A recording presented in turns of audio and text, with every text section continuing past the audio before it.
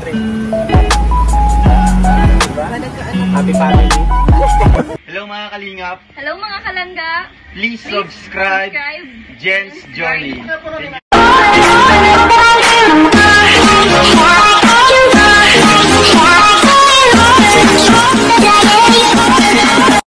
Mga kalingap at mga kalangga, welcome back to my YouTube channel, Jen's Journey. So for today's video, magre-reaction lang tayo sa vlog ni Kuya Val. Ayan, Val Santos Matubang. Siyempre, mag-shoutout muna tayo. Huwag po natin kalimutan suportahan ang ama po ng kalingap. Siyempre, Kuya Val Santos Matubang, Ate Edna Vlogs, Kalingap Rob, at siyempre buong team Kalingap, especially Ruel of Malala, Rachel Morales, Daddy Donald TV, Kuya Red Nobeno, Kuya Brooks, at buong team Kalingap. Shoutout po sa mga ambassador, Rhea Olarte na nasa Davao, Mick Agnes Vlog, Kalingap Dudo, Kalingap Angela, and syempre kay Baby Girl.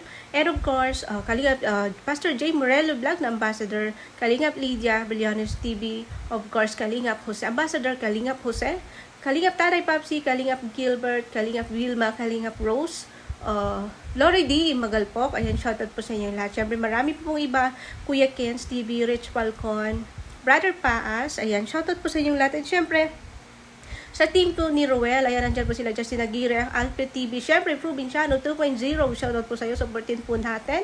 And of course, John Rivera Official, Reagan Vlogs, syempre si John Lendon Vlogs, ang kapatid po ni Ruel. So, support po natin silang lahat, guys, kasi sa paraan po natin sa ating panonood, and don't skip ads, syempre, para na din po tayo nakatulong sa ating kapwa. And of course, sa reaction po natin ngayon, magre-reaction po tayo sa vlog ni Kuya Val, ayan, latest vlog niya one day ago. So, ang nag-vlog nito is si Kalingap Rob.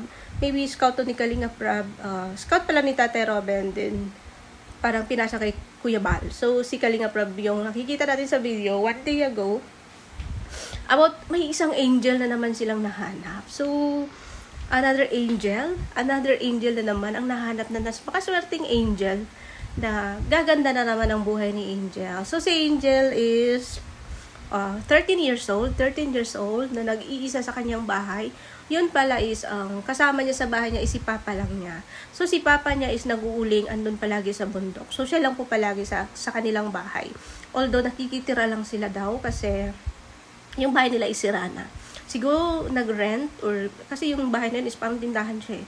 Nag-rent sila or di ko alam kung pinapatira lang siguro, no? So kawawa din po. So kung di nyo pa po napanood yung video, panoorin nyo po ang full video ni Angel sa vlog po ni Kuya Val Santos Matubang. Ayan, magpapanood nyo po doon one day ago. So, shoutout po sa'yo, ayan. Kalingap Rob, shoutout po sa'yo, Kalingap Rob. Maraming salamat po. Kasi kung wala po si Kalingap Rob, wala po ang Kalingap, wala po tayo dito ngayon. At hindi po natin makikilala po ang mga idol natin. Siyempre, ang Rochelle. So, ayan, yan, maraming salamat kay Kalingap Rob. Andito na nga si Angel, nahanap po nila, no, kawawa po si Angel kasi nangulila po siya sa mga kapatid niya. Although parang iniwan siya ng kanyang mama, tapos siya kasama sa kanyang papa, tapos yung ibang kapatid is kasama ng kanyang mama. So nangungulila siya sa mga kapatid, lalo na po sa mama niya, no. Kasi sabi niya pang-apat siya. So kawawa, no, yun nga yung sabi nga ni Kalingap Rob, yun yung pinaka-mahirap, no? Pinaka-mahirap na, kumbaga, hindi magkaintindihan yung mga magulang. Kumbaga, maghiwalay yung magulang. Hindi magkaintindihan. Ang kawawa po is yung mga anak. So, totoo po yun. Kasi hindi naman po lahat ng pamilya is may kaya sa buhay. Pero kung may kaya sa buhay, no? So, kahit nga may kaya sa buhay, kahit marami ka pang pera, kasi minsan yung mga bata hinahanap din yung pag-aaruga na isang magulang. So kahit pa may pera ka, useless pa rin yun kung iba talaga yung buo yung pamilya, no? So dito kay Angel is nangungulila siya sa mga kapatid niya. Talagang naiiyak siya, no? Kasi gusto niya makita, kasi ang sabi lang daw is babalik. So hanggang ngayon hindi na bumalik. So kawawa, pero kahit pa paano, Angel is still studying, no? Patuloy yung pag-aaral niya. Binigyan nga siya ng pera ni Kalingap Rob. Sabi niya, bibili ng gamit sa school. So, kahit pa paano, no, andyan yung bata, andyan yung mindset niya na magpatuloy po sa buhay. Although she is already 13 years old, na siya padalaga na siya. Kumbaga, dalaga na yata yun. So, kawawa po, no? Kasi makikita mo po yung lungkot, yung iyak po niya, yung tulog po ng luha niya na nangungulila po siya sa mga kapatid niya, no? Which is, karamihan po. Ako mararamdaman ko din po yung ganyan kasi para sa anak ko. Kasi ako, isa din akong single mom. Naghiwalay kami ng asawa ko, pero sa akin, hindi naman kawawa yung anak ko kasi hindi ko naman pinabayaan. Nagtrabaho ako, nag-abroad ako para sa anak ko kasi ayoko maging kawawa. So, although ando naman yung papa niya, nagsuporta din, pero yun nga, kailangan natin maghanap buhay din para pareho tayo mag-support at hindi kawawa yung mga anak natin. So, ganyan. So, sa akin, it's not bad naman po yung situation ng anak ko kasi andito man po kami. So, unlike po kay Angelica na iba talaga pag yung papa yung andyan, iba pag yung mama yung andyan. Iba yung kalinga ng isang ina talaga. So, si Angel is nangungulila siya, lalo na sa kapatid niya. So, nakakasad po, no? Nakakasad po. Kaya ako nire-reactionan kasi pag ganito kasi mga situation na nare-relate ako. Kumbaga, ang sarap i-reaction kasi ma-expose mo din yung feelings mo. No? Now, sana, Angel, ayan, mabuti po yung ginagawa mo na nag-aaral ka pong mabuti. No? Patuloy lang po sa pag-aaral. Siyempre, maraming salamat po sa kalinga kay Kuya Rab, kay Kuya Bal, na nahanap niyo po si Angel. At sana po, gaya po ng karamihan, no, sana po mabigyan po si Angel ng, siyempre, kailangan po nila talaga ng bahay. Kasi yung tinitira nila is pinapatira lang po. Kasi pinapatira lang po sila pala doon sa tindahan na yon. So, kailangan po talaga ng bahay. Deserve po ni Angel at ng papa niya magkaroon ng bahay. Kasi kung sila lang, hindi naman po nila siguro magagawang magkabahay agad-agad. Kasi yung pag-uuling, napakahirap nun eh. So, konti lang din po yung kitaan nun. Tapos, yung trabaho na yan is talagang grabe yung effort, pagod, puyat, yo. So, ayan, sana po, no, ayan, sa mga sponsor po, na mga may mabubuting puso po yan at sobra-sobra yung mga blessing. Ayan, welcome po, si Kalinga Prab at si Kuya Bal na magtanggap po ng inyong mga konting-konting tulong, no, kahit pa paano makabuo po ng kahit simpleng bahay po nila Angel. No, at syempre, mabigyan po ng lalo na sa pag-aaral po si Angel. Alam po natin kung si Kalinga Prab kung paano po yan mag-alaga po ng mga beneficiaries niya. Syempre, kay Kuya Bal din, syempre kay Roel.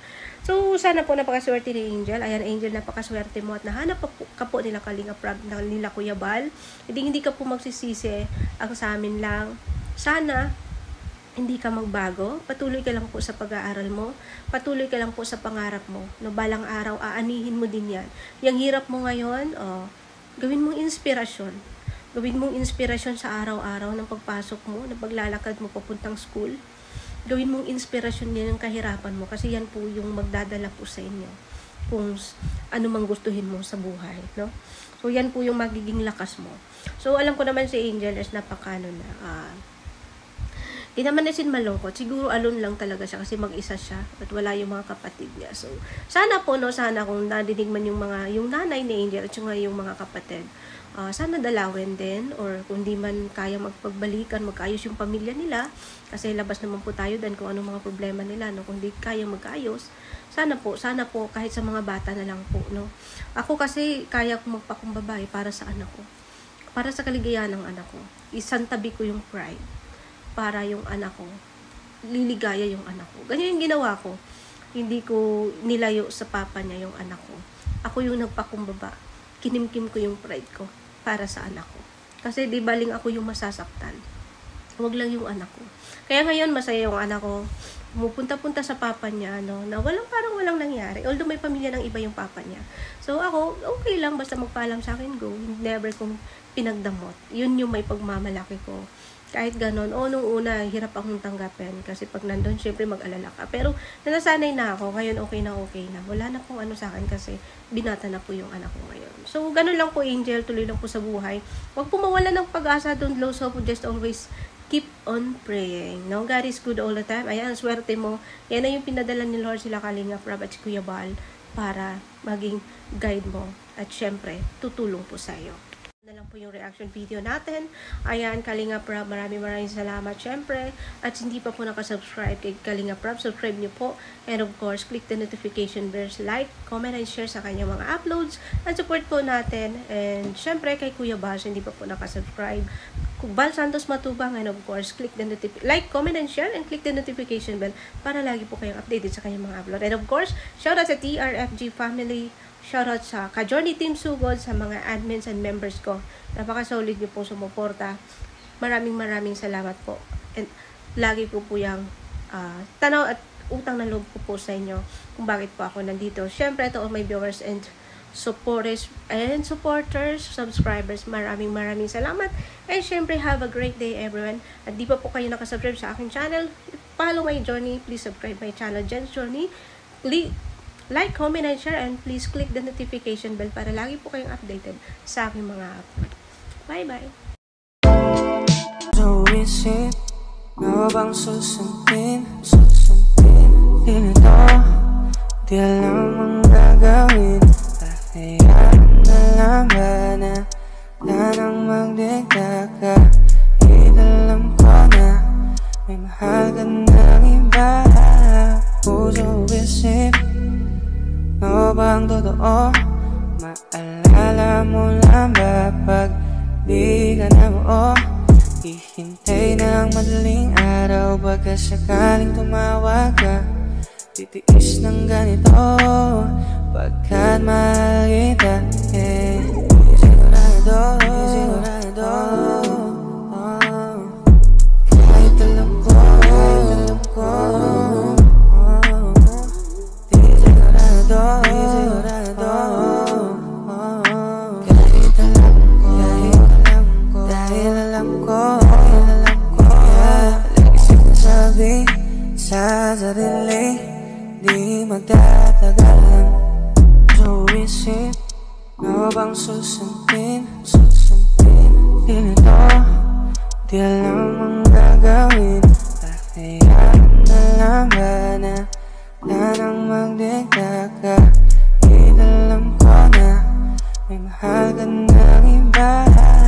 Puso isip mo bang totoo? Maalala mo lang ba pag di ka na buo? Hihintay ng madaling araw, baka sakaling tumawag ka. Titiis ng ganito